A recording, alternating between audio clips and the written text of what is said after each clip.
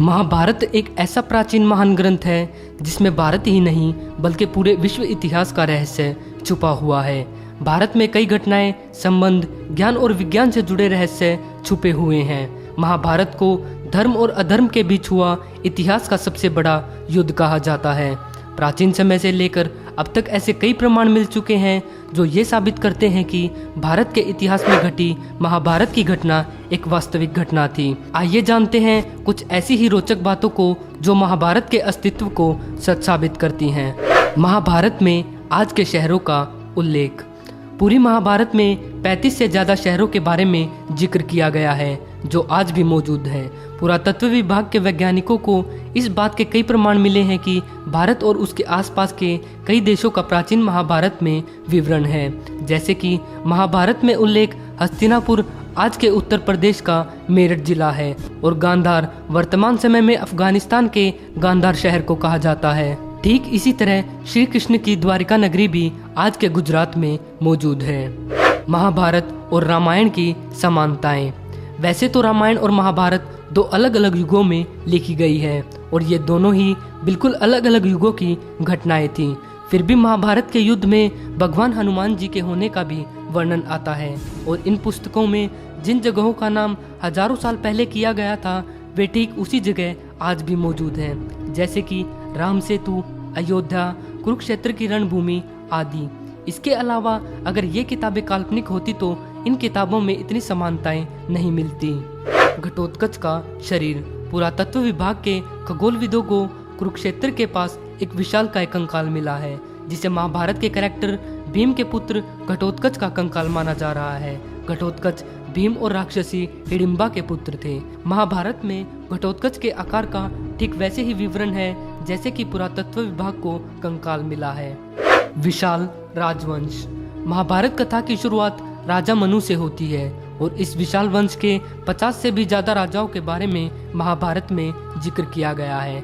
राजा पांडु और धृतराष्ट्र भी इसी वंश से ताल्लुकात रखते थे। आप ध्यान से सोचिए कि अगर महाभारत कोई काल्पनिक कथा होती तो इसके लेखक इतने बड़े वंश के बारे में लिखने की बजाय सिर्फ 10 या 15 राजाओं के बारे में ही लिखते हैं और यह बिल्कुल भी संभव नहीं है कि किसी काल्पनिक घटना में 50 से भी ज्यादा राजवंशों का उल्लेख किया जा सके। कलयुग की सच्चाई। ऐसा उल्लेख मिलता है कि भगवान श्री कृष्ण ने अर्जुन को गीता का उपदेश महाभारत के 18 दिन चले युद्ध के दौरान ही दिया था, जिसमें उन्होंने कलयुग यानी कि वर्तमान युग के बारे में भी पूर्ण रूप से चर्चा की थी। आज जो भी घटनाएं हो रही हैं वो पहले से ही गीता में लिखी जा चुकी हैं। अगर आपको यकीन ना आए तो आप खुद ही गीता को पढ़कर अपने शक को विश्वास में बदल सकते हैं। कुरुक्षेत्र की रणभूमि। महाभारत का युद्ध कुरुक्षेत्र में लड़ा गया था जो कि हरियाणा राज्य के कुरुक्षेत्र जिले में मौजूद है। यहाँ आज भी वो मैदान मौजूद है जहाँ वो युद्ध लड़ा गया था। कहा जाता है कि युद्ध में बहे खून की वजह से कुरुक्षेत्र की मिट्टी का रंग लाल हो गया था और आज भी वहाँ की मिट्टी का रंग भूरा और लाल कलर का ही पाया जाता है। द्वारिका नगरी। हम सब बचपन से यह सुनते आ रहे हैं कि भगवान श्री कृष्ण द्वारिका नगरी के राजा थे और महाभारत के अनुसार ये शहर जलमग्न हो गया था और कुछ सालों पहले पुरातत्व विभाग को गुजरात के तट पर समुद्र में डूबा हुआ एक शहर मिला था जिसकी उम्र महाभारत काल के जितनी ही पुरानी बताई जा रही है।